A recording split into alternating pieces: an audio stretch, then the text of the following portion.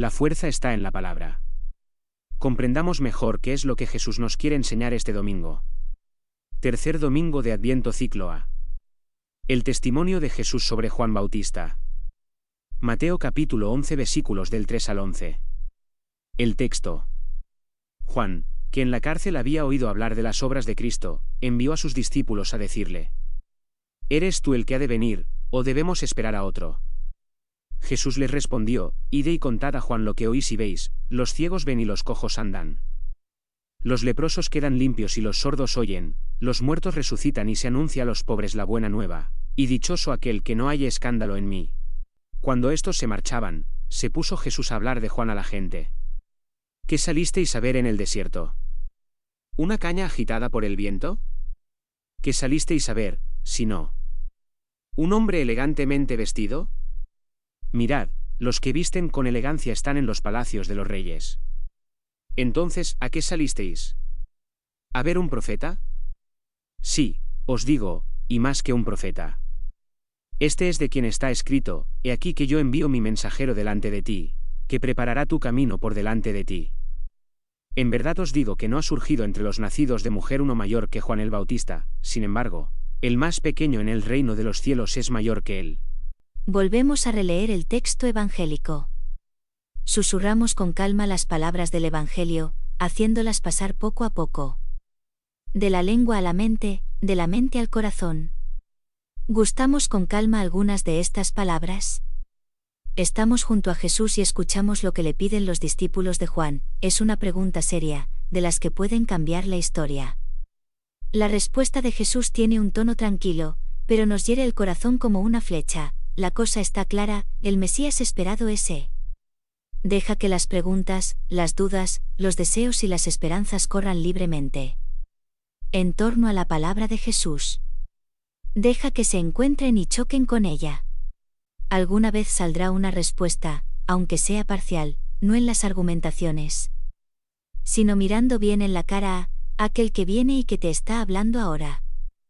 No te canses de repetir en voz baja su palabra y de guardarla en el corazón más allá de todas las dudas y problemas de la jornada. Examinamos más de cerca el texto de Mateo. Nuestro pasaje está colocado al principio de una nueva sección del Evangelio, capítulo 11, 2 a 12, y es una serie de relatos sobre las actividades de Jesús que siguen al discurso sobre el apostolado. No se narran muchos milagros, sino que el evangelista pone el acento sobre la polémica entre Jesús y sus adversarios, en un creciendo que continuará por todo el resto del Evangelio.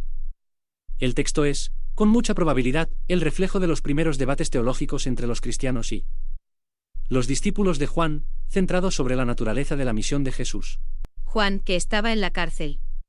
Llevaba Mateo tiempo sin hablar del Bautista, la última vez fue en un capítulo muy anterior y ahora dice que él está en prisión, pero solo contará las circunstancias de su encarcelamiento más adelante. La cárcel para Juan, como para todos, es lugar de segregación, una especie de mundo aparte, que lo vuelve casi extraño a todo lo que constituye la vida normal y deforma la percepción de las noticias que recibe del exterior. No nos extrañe también por este motivo la pregunta del Bautista, que precisamente había sido el primero en reconocer en Jesús el más potente y el juez escatológico, que tiene en una mano el bieldo, inclinándose ante él con humildad y temblor. Había oído hablar de las obras de Cristo. La expresión obras de Cristo, usada para resumir cuanto Jesús estaba haciendo, anticipa la respuesta que él dará a la petición de Juan. Juan Bautista, estando en la cárcel, escucha las noticias sobre Jesús. También nosotros cada día, estando en nuestras prisiones, de soledad y de alejamiento de Dios o del dolor, escuchamos cualquier cosa que viene de muchas fuentes y nos sentimos perturbados. A veces es difícil distinguir la buena noticia del Evangelio en medio de tantas cosas que suceden cada día. Sin embargo, las obras del hombre Jesús son las obras de Cristo, aunque muchas veces no caigamos en la cuenta, tal como le sucede a Juan. ¿Eres tú el que ha de venir o debemos esperar a otro? Juan, cuando bautizaba a las multitudes en el Jordán, había descrito un Mesías fuerte y severo para castigar los pecados de los hombres. Aquel que viene en pos de mí es más fuerte que yo, y yo no soy digno ni siquiera de llevar sus sandalias. Él os bautizará en el Espíritu Santo y en el fuego. Él tiene en la mano el bieldo, limpiará su era y recogerá su grano en el granero, pero quemará la paja en fuego inextinguible. En aquella severidad que azotaba en vista de la conversión y por tanto, de la salvación, Juan había leído el sello de la misericordia de Yahvé. Ahora sometido a la prueba de la cárcel, hecho frágil por el sentido de la impotencia y del fallo, víctima de la injusticia y de la prepotencia contra las que había luchado siempre, cree que el mal esté triunfando y está como desconcertado. Inmerso irremediablemente en esa niebla. No logra ver con claridad el poder de Dios en acción en las obras de Jesús. Es lícito suponer, Jesús se estaba revelando gradualmente como Mesías, pero lo hacía rompiendo los cánones del ideal hebraico y de las acostumbradas interpretaciones de las Sagradas Escrituras, no estaba haciendo justicia, no estaba separando los buenos de los malos como la criba separa el grano bueno de la paja. Predicaba con energía la conversión, pero perdonaba a los pecadores, se mostraba manso y humilde de corazón, abierto y disponible a todos, ajeno a cualquier forma chabacana de contestar al sistema. Es posible pensar, por esto, que Juan haya entrado en crisis, porque Jesús no correspondía al Mesías que él esperaba y que había siempre predicado, por tanto, envía una delegación a Jesús para proponer algunas cuestiones y traer una palabra que ponga un poco de luz en este misterio de contradicción. ¿Quién eres tú, Jesús? ¿Qué dices de ti mismo? ¿Cómo podemos creer en ti, si, de frente a la prepotencia e injusticia, te manifiestas como el Mesías paciente, misericordioso, no violento? ¿Quién de nosotros no ha intentado hacerse una idea más precisa de aquel en el cual cree y en su modo de obrar, cuando la vida lo ha hecho enfrentarse a tantas contradicciones e injusticias, incluso en la Iglesia? ¿Quién de nosotros no se ha fatigado en ver e interpretar correctamente los signos de la presencia activa del Señor dentro de la propia historia? Es difícil acoger un Dios diverso de nuestros esquemas y por esto no podemos acusar al Bautista, porque también nosotros estamos sujetos a la tentación de querer un Dios que tenga nuestros sentimientos, gustos y que sea, más bien, algo vengativo en hacer justicia. Quisiéramos a veces un Dios hecho a nuestra imagen y semejanza, pero mis pensamientos no son vuestros pensamientos, vuestros caminos no son mis caminos. Jesús les respondió, id y contad a Juan lo que oís y veis.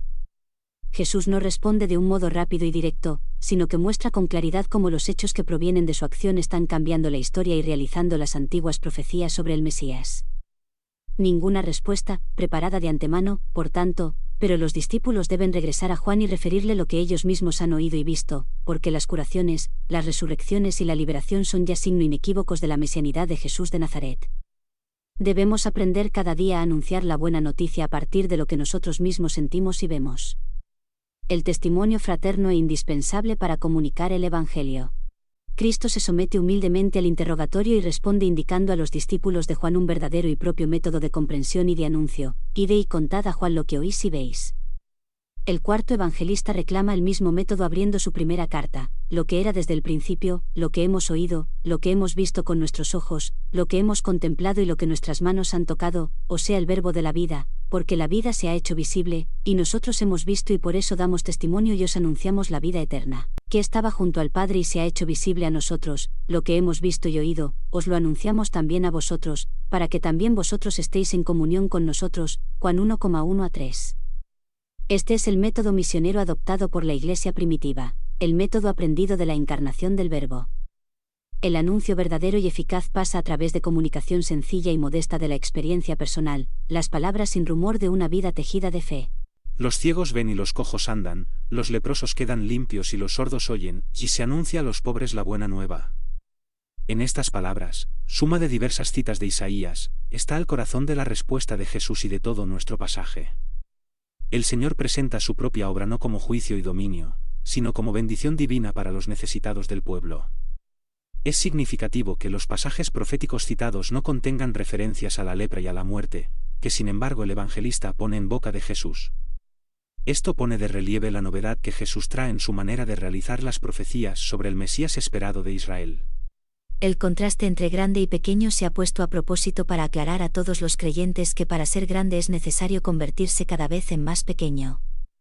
En su grandeza humana Juan viene señalado por Jesús como el más pequeño en el reino y también por Juan se pone la exigencia evangélica de hacerse pequeño en las manos de Dios. Es la misma exigencia que se pone cada día para cada uno de nosotros tentados de asemejarnos a los grandes y a los poderosos al menos en el deseo. De la palabra a la contemplación. Señor Jesús que estás por venir.